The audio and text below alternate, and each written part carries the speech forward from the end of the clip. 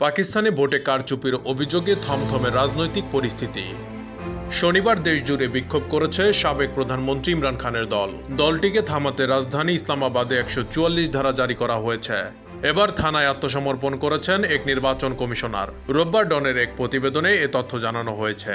প্রতিবেদনে বলা হয়েছে, ভোট কারচুপির অভিযোগে বিস্ফোরক মন্তব্যের পর রাওয়ালপিন্ডি কমিশনার লিয়াকত আলী চাথা নিজেই পুলিশের কাছে আত্মসমর্পণ করেছেন। এছাড়া তার কার্যালয় সিলগালা করে দেওয়া হয়েছে। স্থানীয় কর্মকর্তা জানান, কার্যালয় সিলগালা করা হয়েছে কারচুপি ঠেকাতে প্রশাসন এমন পদক্ষেপ নিয়েছে। পুলিশের এক মুখপাত্র বলেন, ওই কমিশনারের বিরুদ্ধে কোনো মামলা না থাকায় তাকে আটক করা হয়নি, তবে অভিযোগের কারণে তাকে হেফাজতে নেওয়া হয়েছে। বর্তমানে তাকে অজ্ঞাত স্থানে স্থানান্তর করা হয়েছে। জেলা প্রশাসনের এক সিনিয়র কর্মকর্তা জানান, নির্বাচনী কর্মচারী এবং জেলা ও রিটার্নিং কর্মকর্তাদের নিরাপত্তা বাড়ানো হয়েছে।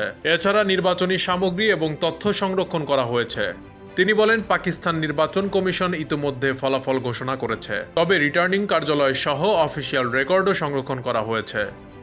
এর আগে জিও নিউজ জানায়, কারচুপির অভিযোগ মাথা পেতে নিয়ে পদত্যাগের ঘোষণা দিয়েছেন পাকিস্তানের রাওয়ালপিন্ডির কমিশনার লিয়াকত আলী চাথা।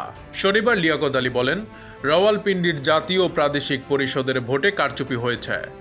এ কাজে তিনি সহায়তা করেছেন, এজন্য বিবেকের তাড়নাবোধ থেকে পদত্যাগ করেছেন। রাওয়ালপিন্ডি বিভাগে ১৩টি জাতীয় পরিষদ আসন এবং ১৭টি প্রাদেশিক পরিষদ আসন রয়েছে।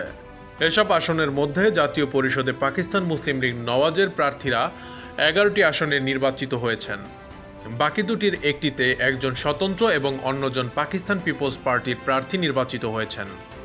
অন্যদিকে প্রাদেশিক পরিষদের ২৭টি আসনের মধ্যে ১৫টি পাকিস্তান মুসলিম লীগের এবং ১১টি আসনে স্বতন্ত্র প্রার্থী নির্বাচিত হয়েছেন। লিয়াকত আলী বলেন, এই অন্যায়ের পেছনে কে জড়িত তা কারও অজানা নয়। জাতীয় পরিষদের ১৩ জন প্রার্থী হেরে যান, কিন্তু তাদের ৭০,০০০ ভোটের ব্যবধানে জয়ী ঘোষণা করতে আমাদের বাধ্য করা হয়েছে। তবে রাওয়ালপিন্ডির কমিশনারের এমন দাবি প্রত্যাখ্যান করেছে পাকিস্তানের নির্বাচন কমিশন। সংস্থাটি বলছে, কমিশনের কোনো কর্মকর্তা নির্বাচনের ফল পরিবর্তনের কোনো নির্দেশ দেননি।